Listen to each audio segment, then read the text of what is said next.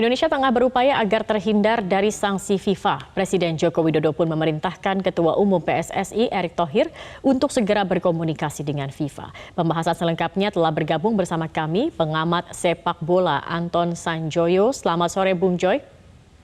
Selamat sore Zakia. Bung Joy, bagaimana Anda memaknai pertemuan antara Presiden Joko Widodo dengan para pemain Timnas U20 ini? Ya, itu yang harus dilakukan oleh Pak Jokowi ya.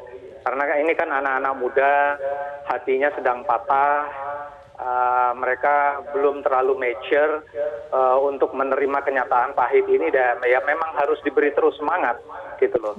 Dan jangan dipatahkan semangatnya karena masih banyak kesempatan mereka. Nah, di Metro TV juga kemarin saya bertemu dengan beberapa pemain Indonesia U20 ya. Saya katakan seperti juga mungkin Pak Jokowi katakan, ini perjalanan masih panjang. Kalian ini belum jadi pemain timnas sebetulnya. Pemain timnas itu kalau udah senior gitu loh. Jadi untuk menjadi pemain timnas jalannya masih panjang, dan saya yakin mereka akan berprestasi kalau sudah bisa menjadi pemain timnas beneran gitu loh. Artinya itu pemain timnas yang senior. Dan rasanya dengan melihat talenta-talenta yang ada sekarang, saya sih yakin Indonesia akan kembali meraih kejayaan, paling tidak di level Asia Tenggara, paling tidak bisa masuk ke level elit Asia. Kalau pemain-pemain ini kembali ke klub, kemudian mereka mempunyai jam terbang yang cukup, dan apalagi kalau mereka bisa sampai diambil oleh klub-klub dari luar negeri, saya rasa masa depan Indonesia di persepak bolaan akan jauh lebih cerah daripada beberapa dekade sebelumnya atau dekade lalu. Jadi menurut saya tidak perlu berpanjang-panjanglah kesedihan ini. Baik, kekecewaan itu suatu yang wajar, tetapi jangan berpanjang-panjang begitu ya Bung Joy ya. Kita melihat potensi dan talenta dari Timnas U20 ini ke depannya masih panjang.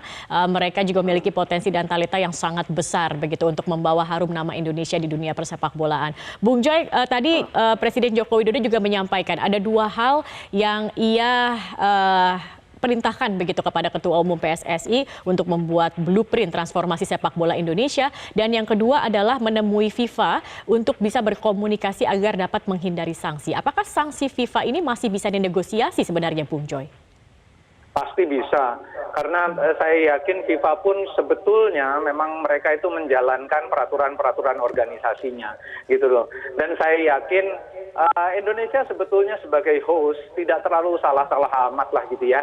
Karena sebetulnya kan pemerintah telah menyiapkan diri dengan sangat serius.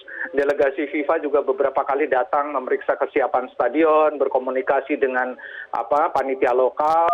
Dan ini kan masalahnya ada sentimen-sentimen yang sangat tidak disukai oleh FIFA.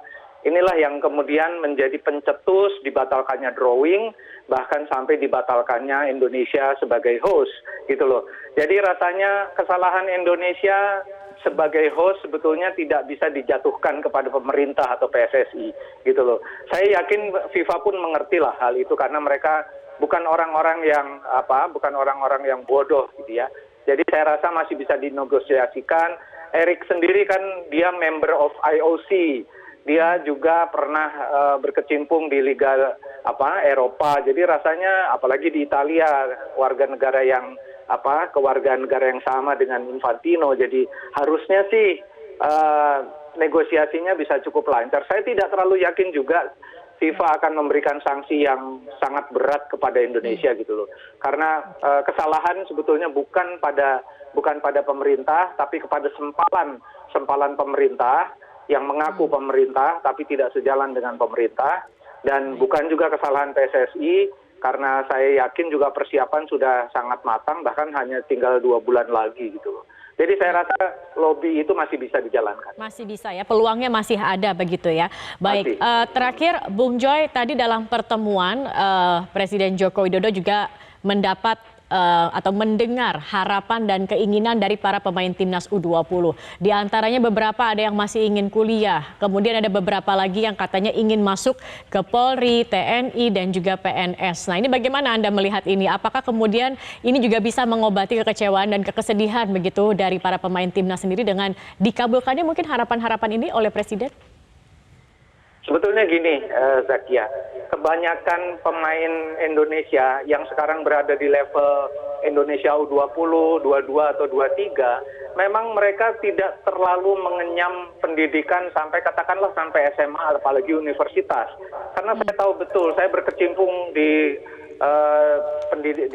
di usia muda itu sejak 2010. Saya tahu mereka kadang-kadang lebih banyak meninggalkan sekolahnya gitu loh.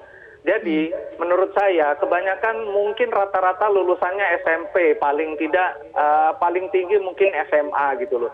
Jadi ungkapan-ungkapan yang dilakukan oleh pemain-pemain Indonesia U20 tadi, menurut saya lebih kepada ungkapan kekecewaan mereka, khawatir masa depannya kalau mereka tidak lagi bermain bola gitu loh. Dan ini saya rasa harus ditanggapi dengan karena memang kalau kita lihat undang-undang olahraga kita, kan tidak ada yang menjamin kalau atlet setelah tidak menjadi atlet, siapa yang akan menanggung kehidupan mereka selanjutnya, kan tidak ada.